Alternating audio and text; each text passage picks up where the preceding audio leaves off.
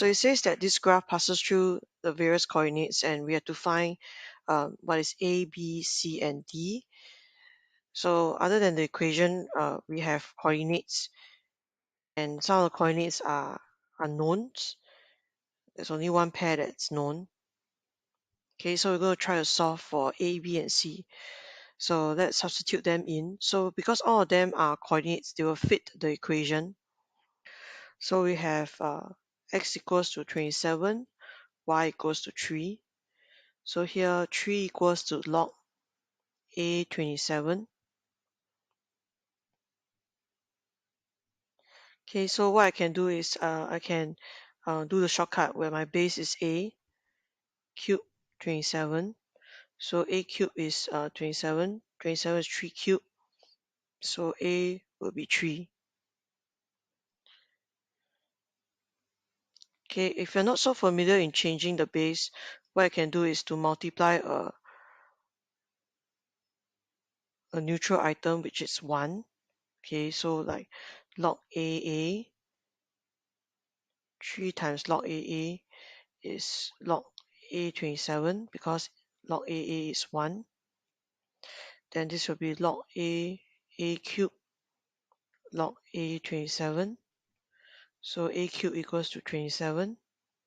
And then A will be also 3. Okay, so we have found our first value. So we're going to use it for the rest of the coordinates. So we know that this coordinate is log 3x. So when x equals to 1, that's the coordinate for 1b, y is b. So b equals to log 3, 1. Okay, so we are not able to find what is log 3, 1 on the calculator. Okay, but then we know that we can, there's a special value to this.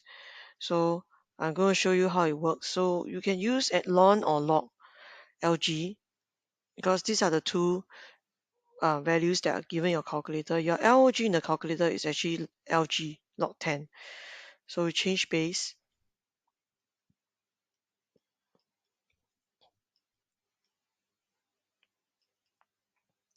Okay, so if you try to press log 1, you actually get 0. And 0 over anything is just 0. Okay, in fact, there's a identity whereby you have any logarithm base of 1, you'll get 0. So the same goes if you have considered to change base to ln, you can use your calculator. You'll also get 0 divided by ln 3. Okay, then for the other part, so I can say that b is 0. Okay, the other part, I have a c coordinate, so x is c and y is -4 from here. So I'm also going to use that in the formula. -4 equals to log 3c. So again, remember this is just a shift out of the base. So 3 -4 is c, and that is just 1 over 3 power 4.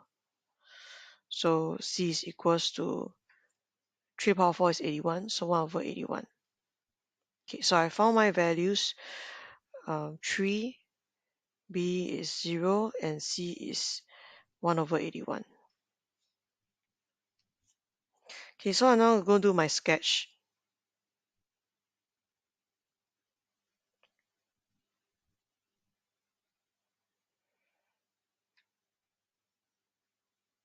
Okay, so a quick recap on how logarithms work is there is a condition for your x, so please take note.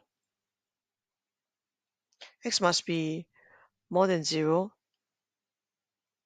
So basically it's undefined at a 0, exactly at 0. So here it's going to tend towards 0, but it will never be 0. Okay, so this is how the log graph look like. Okay, it's a very nice curve that cuts through 1. Okay, remember when x is 1, so there will be a 1, 0 coordinate. Then this is y equals to log 3x. Okay, it will never be 0. Okay, it will approach 0, approach 0, but never 0. Okay, so in fact, the y-axis is an asymptote.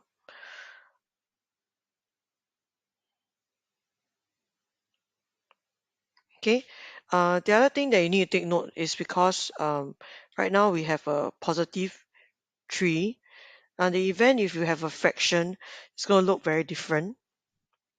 Okay, so just in case that's being tested, let's talk about that. Now the graph behaves very differently if your value is um, a decimal value. So we're looking at values between 0 and 1. So for example, y equals to log uh, half x, or y equals to log 1/3 x. Okay, so actually what happens if with 1/3 essentially is that it'll be log x over log 1/3. So I'm going to put 3. So log 3x over log 3 minus 1. So if I put in front, it's actually just the negative version of this. So if I have to draw them on the same graph, my log 1/3 x, which is negative, will look the other way. So it will tend towards this side, increases that way. So this will be my log 1/3 graph. Okay, they are exactly a reflection about the x-axis because this is the negative version, which is negative log 3x.